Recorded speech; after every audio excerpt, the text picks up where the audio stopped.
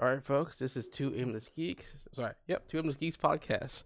I almost forgot our own podcast name, but this is Geeld Macus. Great, And this is Ken from Capo Gaming. best way to start a stream. Forget your own podcast name. Hey, you forgot who you were. I know who I am. There we go. Sir, Switching still screens. need you to wake up. Wake up, sir. Sir, no, do not do that. I have existential problems as is.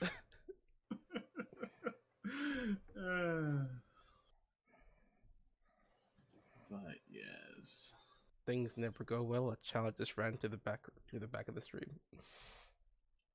Darn it. Yeah, that's kind of to be expected. All right, let's jump right into it then. And our first topic, the only real tech news I have for today is basically just the 1660. I don't know if it's come out just yet, but there's already benchmarks throughout YouTube. By the looks of it, it's replacing the 1060 in terms of performance. This is TechCityS's video. It looks like it's beating the 1060 by roughly, I want to say like 13, 14 frames or so. Wait, the 1016 is at 63 gigs. Sorry, gigs. Wow, I'm doing great today. 63, 63 average FPS, and the 1660 OC is at 85. Oh wow. Yeah, but the manual OC is at 91. Huh. Yeah, 85. That's just the OC out of the box. Wow. Okay. Wow, so it's an underclocked, well, it's the same performance as a 1660 Ti that hasn't been clocked. Hasn't been overclocked, pretty much. Well, the 1660 Ti, the base FPS in this test for Shadow of the Tomb Raider, the average is at 95 FPS. Like you do have to overclock it to get close to the 1660 Ti. Okay. But I mean, Effectively, it is a downclocked 1660 Ti. so if you're willing to go ahead and put in the work to overclock the 1660, you might as well just save the money and get a 1660. I mean, I got the Ti version just because I wanted close enough to the 2060 that I didn't have to worry about my FPS for quite some time. That helps tremendously with editing. Well, okay, yeah, so I get it. So the 1660 Ti is more of a 2060 overclocked. Like it gets near there, and then it's super close to the 2060. So that seems to be an interesting trend that's going on. The model below it seems to always perform about the same overclocked as the model above it. Well, basically, Nvidia's trying to wipe out any competition that AMD can muster up.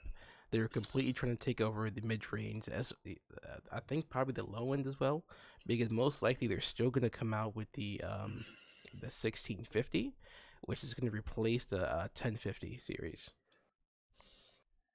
And if it stays adequate to what these numbers show, it's honestly it's going to be a pretty good buy. Yeah, that's not exactly good news because competition, I think, needs to stay strong, but Intel's making it hard to be competed with. So.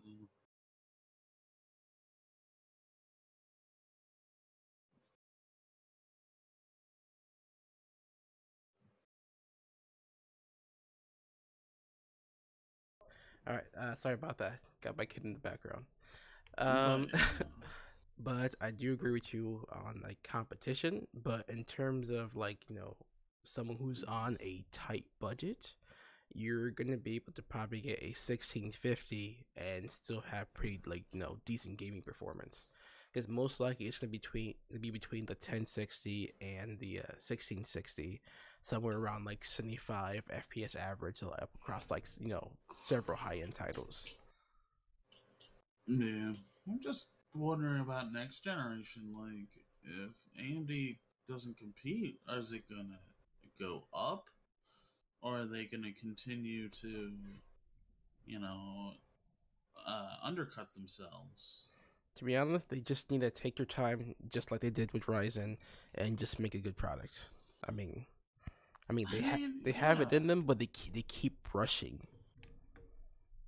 yeah, and Like to be like, honest, they did not need to release the Radeon 7.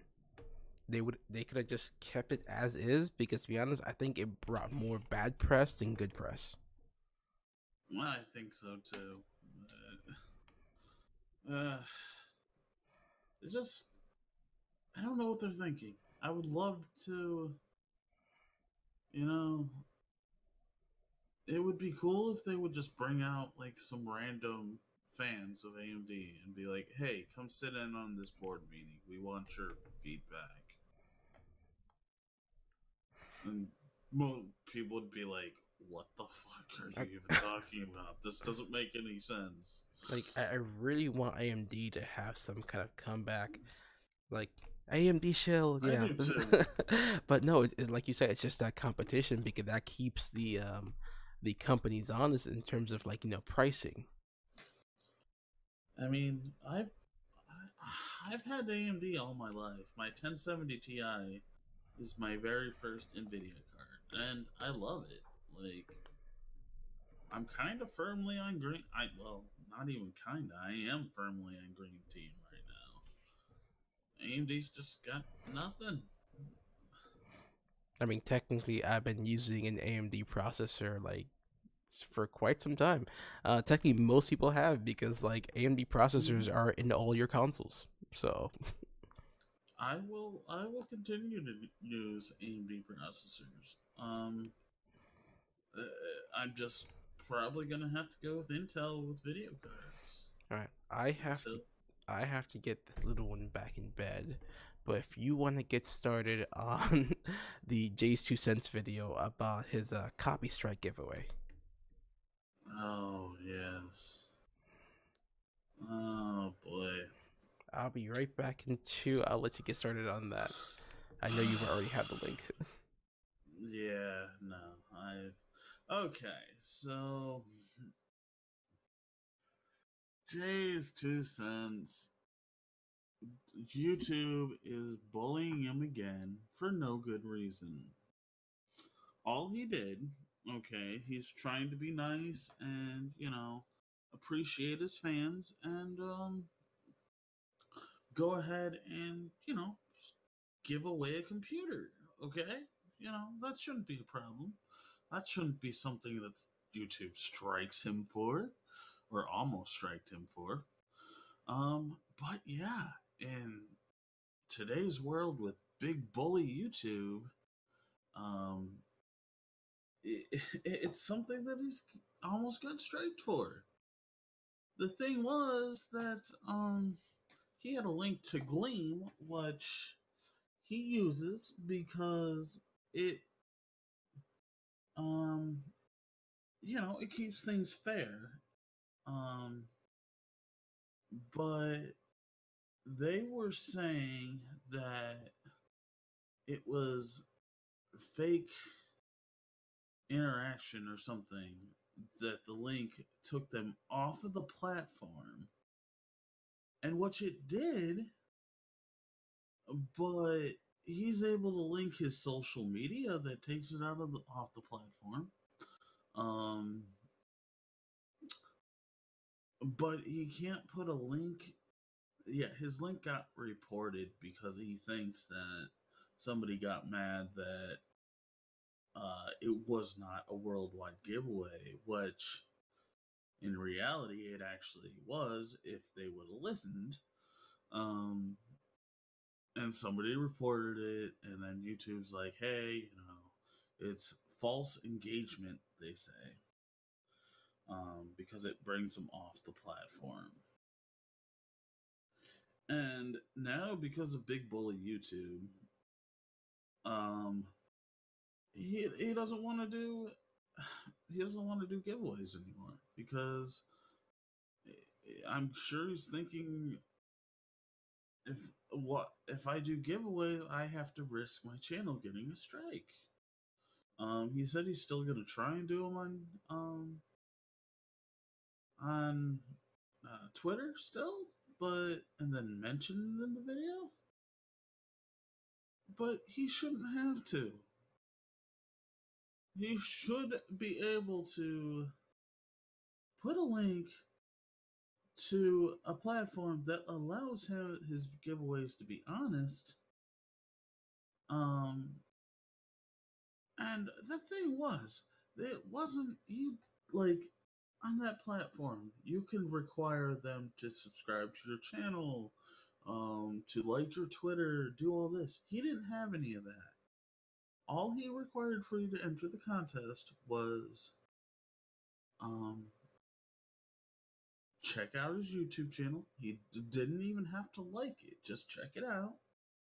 Um, which means that they would be going back to the YouTube channel, so they're going back to the platform anyways.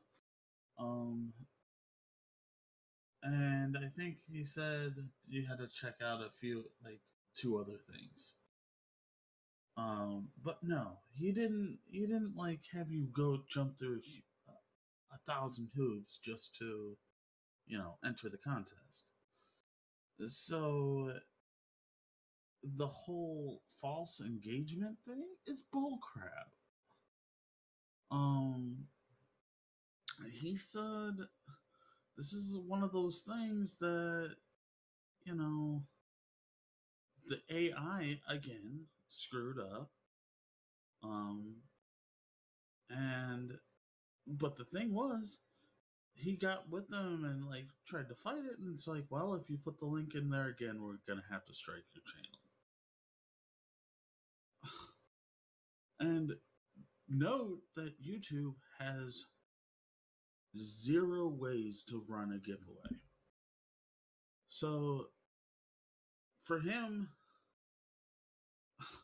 I mean, for him to run a giveaway now, he's got to risk getting a strike. All right, I'm back. What did I miss? Well, you've heard about the whole thing. Yeah, I'm just YouTube being talking retarded. about. Well, it's YouTube is bullying him.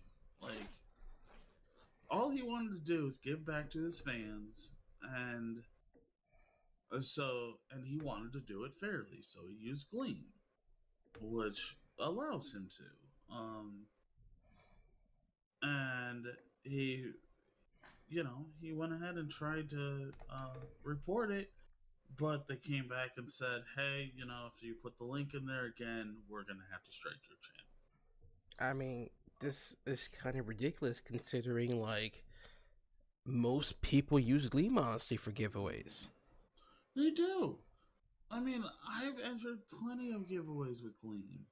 And I've never heard of a YouTuber getting stricken for it. I mean, you can't copy strike someone based on something that literally every person who has the funds to do it, uses Gleam for a giveaway. What really pisses me off about this is that that he went ahead and brought it to their attention that their AI bot screwed up. But still, they were like, a human being said no. If you put the link back in his in your description, we're gonna have to strike your channel.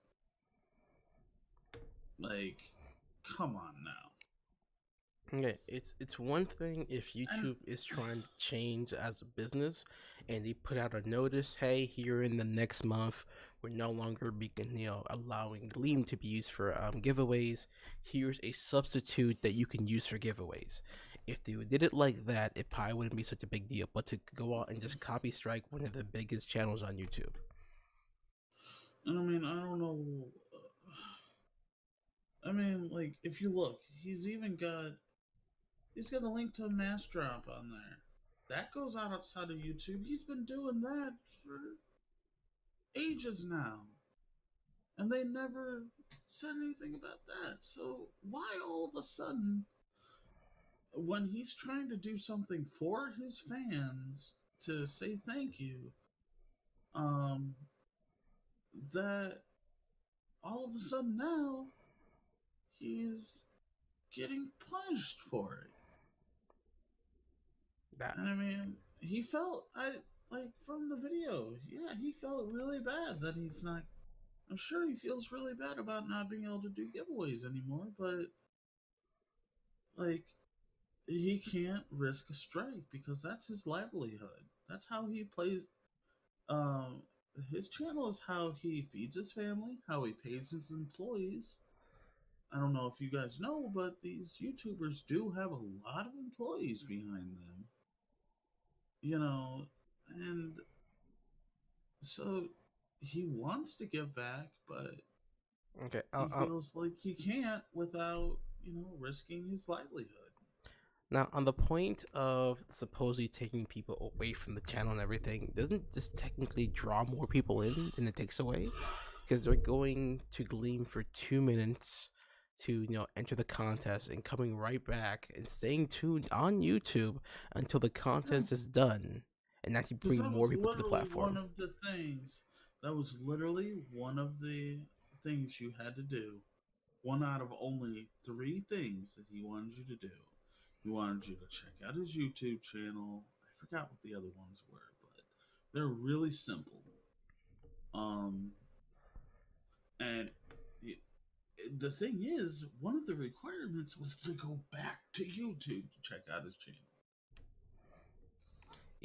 I think the real reason is that Gleam not only tells people to go back to YouTube and everything and look at more content, but it also has links to Twitter or like Twitch or Mm-hmm. something.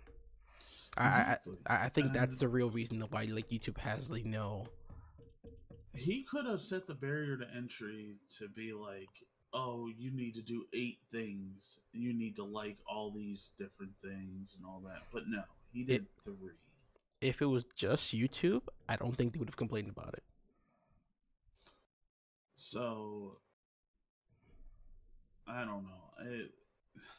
It really kind of gets my blood boiling because Jay is a really nice guy. He's trying to give back to his fans, He's but definitely one YouTube's of the like, no. dudes that doesn't try to front shit. That you can tell in his videos, he doesn't try to make things perfect. He just gives you everything as is. And it just really kind of makes me mad that somebody as genuine as that is getting screwed over.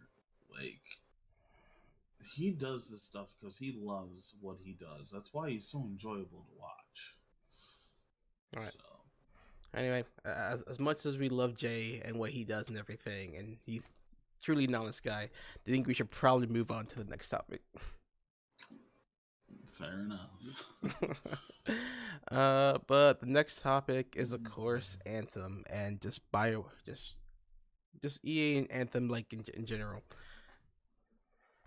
Now I haven't acquired the game just yet, but before I even got the game, there's already just like so much trash going around about this game, and it's just been one thing after another.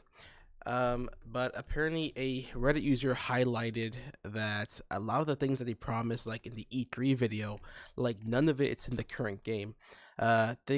Things like having a dynamic world where enemies would just be constantly roaming around, engaging with each other and such. That just doesn't happen in Anthem right now. The quality has been knocked back quite a bit, and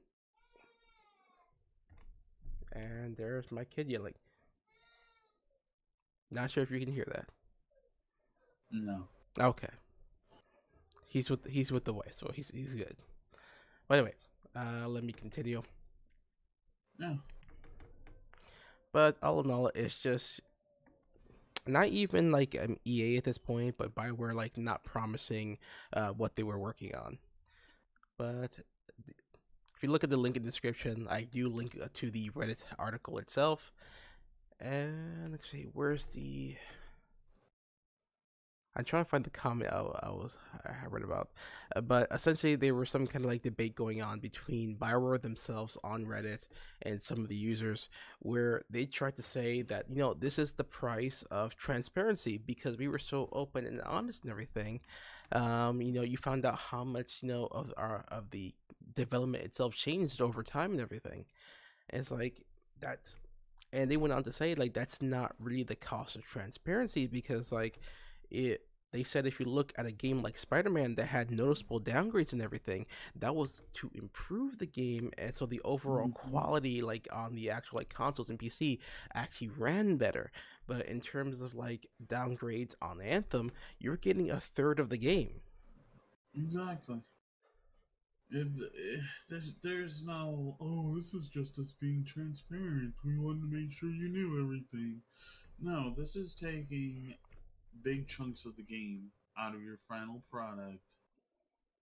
Like, no, when you showed it at E3, you didn't say, well, this might be in the game. You said that it will be in the game. That's exactly what this article brings up. It's just like everything that they're saying about is something that they said that it will be at in the game and everything, and this was all stuff that was taken from E3. If you remember the E3 footage and everything, they showed you going into the world and exploring and just random things happening that was really dynamic. And in the finished product now, everything's a loading screen. And instead of having just random enemies here and there, you have specific hmm spawn points for each enemy. Oh, yeah, they just spew out of a portal and it's super, super freaking. It's non immersive. It's like, oh, well, they spewed out of a portal. The rest of the world's empty. Okay. I mean, I played the demo, and that's kind of what it felt like. And some of the issues from the demo are still there. How in the E3 demo, NPCs were very like lively, animated, and everything. You were supposed to build relationships with them and like open new quests, new dialogue, and just really get to know them so they feel more like a partner than just an NPC. But that's nowhere to be found in the game. They're just kind of there. And if you walk around like I forget what the main base is called, but either way, the main base and everything, it's a lot more empty than the E3 video. And when you do talk to an NPC, um, they don't really like. It doesn't seem like they're really alive. They're just like a mannequin with a moving face. That's pretty much it. Yeah, and another trailer was like, oh, yeah, it's going to be this living world. Your actions are going to make a difference. And They don't. it's like, no, they don't. That was another thing they promised, but I mean, the biggest thing, if you remember near the end of the E3 trailer, that you had some kind of like ominous portal opening out of nowhere, and you and your crew just jumped in to see like where the fuck that would lead you. Uh, Disclaimer: I will curse. Damn it. um, well, but yeah, yeah, in the demo and in the finished game, from what I've seen and everything, that doesn't exist either. That's just another part of a quest. exactly. Everything And is a fixed point, like throughout the world. I mean, the thing that was really not okay to put the whole like living world thing because people were expecting Dragon Age type stuff where it was a living world That's where you're exactly what they were expecting. and uh, like they knew that's what they were going for, that they were going to attract Dragon Age fans. And and go ahead. and I mean, come on now, you know that was a big bait and switch right there. Like, oh yeah, we're gonna have this big open world. Your characters are gonna be vibrant. You're gonna feel like you've made a difference in the world. And people are like, oh, cool, it's gonna be just like Dragon Age. And now you the characters in the world might as well just be cardboard cutouts. because that's about all you're gonna get, the interaction you're gonna get from them. Like they're gonna give you a quest, like, oh, thanks for doing that, you know. So it's not like it's gonna affect their lives. Yeah, not to mention there was that Anthem boycott. I mean, I don't know much about it. I literally just heard about that today, but I don't know. At this point, EA themselves might be done because just from the comment alone on this Reddit post and everything, the comment they got from Bioware, it seemed more like EA told them what to say and told them they had to use their account to post it. Okay, yeah, the whole boycott thing started apparently because of loot. They said that they made a mistake and they didn't mean to make loot like well, they pretty much said, "Hey, we made a mistake. We didn't mean to make the game fun." Wait, what? Um, no, they didn't say that exactly, but there was a bug that would allow more loot to drop, more diversity, better loot to drop, and they retracted it, saying, "Oh no, that was never intended." So pretty much they were saying, "Oh well, no, we never intended for the game to be fun. Here's your grind fest back, and don't expect to get any kind of loot." I mean, that was one of the things when I played the demo and everything. Like, yes, you got loot, but most of it was generic, and it was very just like few and far between when you actually got a decent gun. Not even like a rare gun. That's understandable for like a rare to like barely drop, but just some of the like uncommon guns and everything that you should see like fairly often and everything. Like you really didn't get much of those, and every gun pretty much felt the same. And I mean, people want this game to be good so badly. That's why they're doing this boycott. Well, so did I. I It's mean, with EA being like so far up their own ass last year and everything, I thought maybe they finally learned their lesson once their stock dropped by half and they were actually going to try to make something actually good. But it just seemed like they already had a business model for Anthem in place, and once shit hit the fan, they tried to change it last minute. yeah. So I mean, I mean, that's a huge blow to them. To a game like this, where it's a game as a service. If you don't have people playing the game, it, it, you're not making money. right, at this point, It's, I'm finding it harder and harder to keep the hype alive about Anthem when all I see is just like basically, them fucking up 24/7. Like I'm not even excited to see if they, fix it anymore. I'm just like I'm pretty much done. yeah, I think that's how a lot of people are feeling about now. Like we gave EA one more chance, but they were like, "Oh, Bioware's the one making this game," but it was still EA pulling the strings. Exactly, you know. So I don't know. I don't think the whole games as a service model can really. I think it can work, but it has to be something that they have like that's their mission from the get go. It can't be something they like decide midway through. Well, and Okay, yeah, they need to actually give us content without having to pay for it. I mean, that Um, that being said, they weren't trying to really make a game as a service model. They were trying to make a cash cow model. yeah, but a game but a game's got to be enjoyable if you're to spend money on it. Mm-hmm. Like you gotta want to play the game.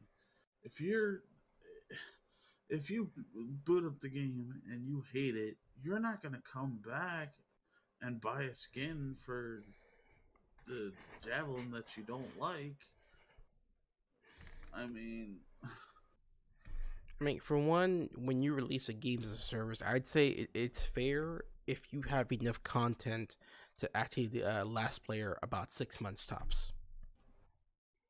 Because that gives you enough yeah, time to that after the 6 months, when people are starting to slow down, like did everything there is to do in your game, you have another 3 months of content, and you can just yeah. keep rolling it out.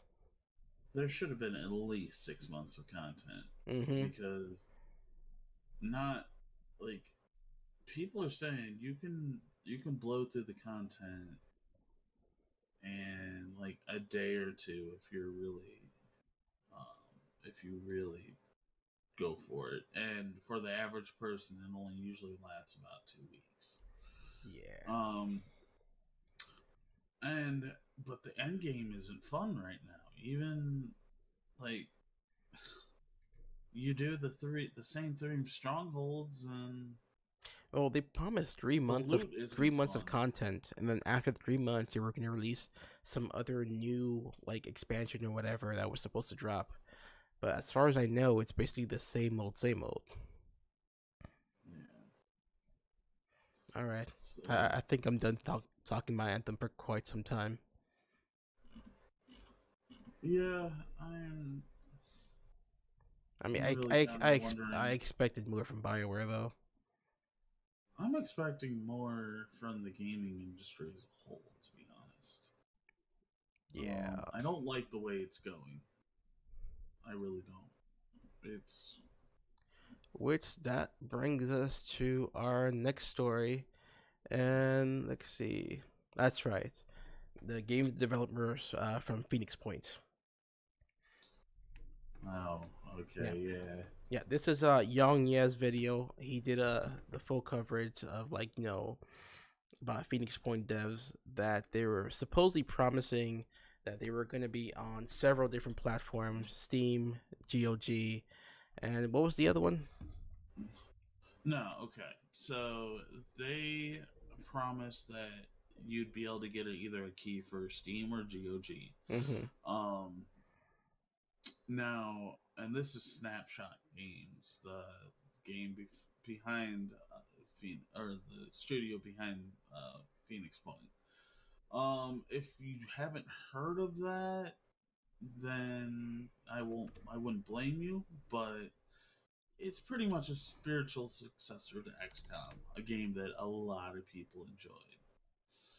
Um, so that's kind of why it's kind of got the like people are we're waiting for this game. Like, oh yeah, I'm gonna be able to play it on Steam, or and I then mean, all of us go ahead. no, then all of a sudden they're like, no, no, um, no, you'll play it on Epic's games, or you're not gonna play it at all. They didn't say that, of course, but Now, had people had like pre-ordered like for like Steam and GOG? yep, yep, they Oh pre-ordered man, it. Yep, they said it would be available. And now their response is, "Oh well, we will give you a full refund if you want it." if you want it, you mean you better give them a full refund. And if you look into Young Yaz video, he made a good. He brought up something that is honestly kind of disgusting to me. The developers actually came out on a stream and said, "Yeah, hey, even if we lose all of our pre-orders, we'll still be okay. Um, we'll still be in the black. We'll still make a profit." And So, just a trend. More and more game developers like are doing. It's just like we're making enough money. We don't need to please everybody. but you don't come out and say that. That was just. I might have to look into it more. I don't know if they actually came out Oh, and said I that on definitely want to stream. look into it more. For a developer to Yeah, basically almost flat out say we don't give a shit about you, the fans that were like hardcore like XCOM fans like myself who are interested in this game because like it was a successor to the game. I mean, looking at the trailer right now, I'm like, this game looks pretty sweet. But after hearing how bad they screwed over their fans that have been supporting them for the longest time, it's just basically fuck you. Like, I don't think I really want to support the game. And I think that's what they're not realizing is that you might have, you might, because you're building this game for fans of XCOM. Okay, like if you piss off those fans, uh, like your game's not going to stand out as much. Now, That's what was you this have a going for it. crowd-funded game? I'm not sure exactly. Because if it was a crowdfunding game and people put like actual money into backing them into for the development of this game, for the last minute to just be like, no, fuck you, sorry. Like, Yeah. I Um, mean, like, yeah, you can get back your money for the actual like pre-purchase itself and everything, but if you've actually put money into backing this game on like in something like crowdfunded website, you're not seeing that back. yeah. It, I don't know if it was crowdfunded or not. I'm hoping the story gets out quite a bit, just because like this developer needs a swift kick in the ass, honestly. I mean, I understand why they're going to Epic. Okay, they're saying it's because so that they make more money, they can put more development into the game, there would be more free content. You know, that is okay. If they were already struggling financially and be like, hey, this is really gonna, get us out of a rut and everything, we need this, like, we're sorry, but we have no choice, that would have been something. But to flat out say is like, we're making enough, we're cool. And I mean, why? Why would you do that? Like, I mean, if you want to be a long-standing developer, you have to actually, be nice to your core fans, the ones that backed you since the very beginning, and not screw them at the very last second. It's like, oh, we'll still make money, it's fine. and I mean, I'm in the camp of, oh well, I don't mind the Epic's game launcher. I because there's ways to get your Epic Games shortcuts into Steam, so you can just launch it out of there anyways. But I understand where people are coming from. But me personally, I don't. I'm not. It doesn't bother me that I have to make a few more clicks to play my game. No, not Um, really. I've gotten some pretty nice games from the Epic Game Store, actually. exactly. I mean, I've had a lot of fun. Like I got Subnautica, which was a wonderful game. I missed that. I missed when they actually had that game for free. Oh my god, it's such a fun game. But back to the point at hand. I mean, if they were to, uh, I don't even know. Like, they should at least honor their pre-orders on Steam and GOG. Kind of like when Metro came out, they still honored their pre-orders on the Steam store. See, They're that not would have been even doing something. that here. No, that would have been the right move. Honor the pre-sales, and then still move it to like the Epic Game Store afterwards. I think that would have definitely appeased people more, that their pre-purchase wasn't in vain. Well, yeah, you know. So I don't know. It's Just it's not yet even just another. it's not even just these developers though. It's like a trend happening all over the gaming industry, where the actual developers or the company behind the developer, the publishers themselves, are screwing over the players constantly. We've been seeing this over the last couple of years now. Mhm. Activision, EA, Bioware. Let's see. Uh, Anyone I can think of? Blizzard. Oh damn, Blizzard. That was a bad one. Yeah, Like yeah. all the big name like game publishers and developers that we've grown up like ever since we were like 8 years old are becoming some of the worst companies out there now. Like I'm switching more to like backing more like new indie developers that do care, give a shit about the community. Yeah. I mean, I just think they handled it wrong. I think they could have made it work, but I think they shot themselves in the foot when they came out and pretty much totally discounted the fans and said, "Oh well, we're still gonna make money." Just Like, just watch. They'll probably release a video. We're like, oh, we're sorry. We're making things right. We were wrong. Or yeah, but that's or not they're something you can come back from. yeah. All right. I think it's time for the last topic of the day. This is a more just, I guess, fluff piece. A guy spent a week in the VR headset, and the interesting part for me wasn't that he spent a week in the headset, but what his perspective after he came out, which was that he people seem like almost like NPCs for him, and that certain people like seem more like other players in the world. Like his first words when he finally got the headset off was like, "Wow, the graphics are great." Yeah. Oh, Yep, that is a huge philosophical thing. Like, yep, yep. do you stay in the virtual world or do you live in the real world? I mean, we're not quite there yet, where that's kind of a Yeah, something that you have to yeah. do. But I'm not gonna talk about this too much. It was just like a video I really liked, just because it brought the question of whether like once graphics are to the point where they're indistinguishable from like real life and everything, are people just gonna like spend their time only in VR and be more secluded, or is it gonna expand their mind to like new boundaries and just being able to like learn a lot more? yeah, I mean, it's really hard to say because I mean, look at the advent of the cell phone. Look what that did to us.